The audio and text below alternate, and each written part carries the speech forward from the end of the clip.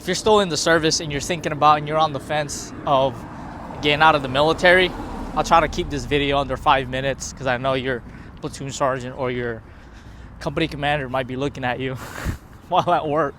I know you're looking at your phone. And I know everyone, even when I was in the service, I was looking outside of the wire and seeing what opportunities are out there. And that's totally fine. I mean, that's your right? You're under contract with the military, but your biggest vulnerability is you're going to have to hang up the uniform at some point, right? So make that decision. You got to keep your options open because you're going to have to take care of yourself and your family. You're going to be ultimately responsible for that.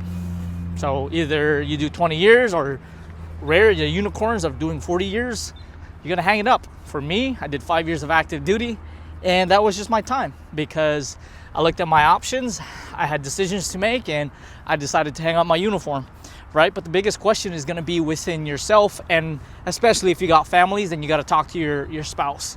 So you better have your spouse in that conversation because if you're moving to a different state, it's a big move. They got to be bought in.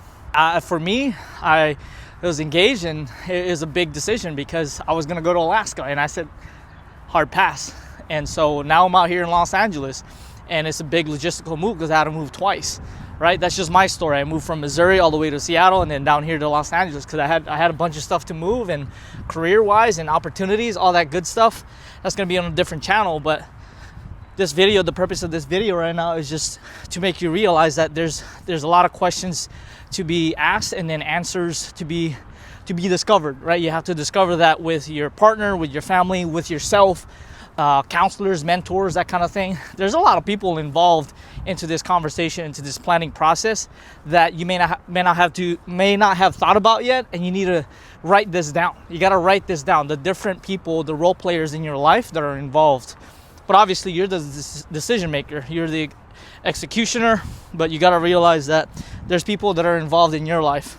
And maybe you have dependents, maybe you got family members, maybe you have your parents that are involved and you're taking care of them. Those are very, very important questions to ask. So just realize that you have to intentionally sit down and write these things about, what does the timeline look like? And you know this. If you're a soldier, okay, maybe you weren't in these conversations with your commander or your platoon sergeant, but if you're a squad leader, platoon leader, or whatever position, you've experienced this, that you have a glide path. You guys know these terms. You have a glide path. You have to create it. You have to intentionally write down the different stages that you're going to have to overcome and complete before you get out of the military. My right hand's getting tired. So you have to intentionally sit down with these questions in mind. And maybe when you're talking to your counselor, right? Because I'm going to turn back around. Maybe you're talking to your counselor that's provided for you at the transition center. Maybe you're talking to them and you're sharing all these things. It's so important to share all these things because a checklist that they'll provide for you at the transition center is not going to be enough. I promise you that. It's not going to be enough. The questions and the checklist that they'll give you is not going to be enough. Sure, they have the basics of checklist of okay, logistics, the transportation, maybe even help you with different jobs and different organizations that you can reach out to. But at the end of the day, you're gonna know the deep questions to ask yourself of what do you need to make sure your transition is successful. So at the end of the day, you're gonna have to make it on your own. And I don't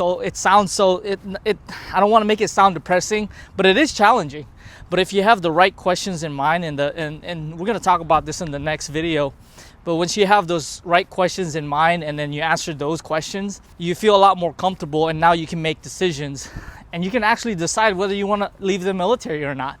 Because if you don't intentionally sit down and ask these questions, then you're going to be sucked into this hole of, okay, I have no options. I can't make any decisions. Therefore, I'm just going to stay in and re-enlist or keep going with the military.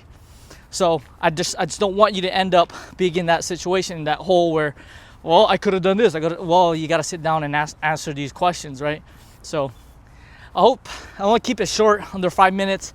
So we'll see you guys in the next video.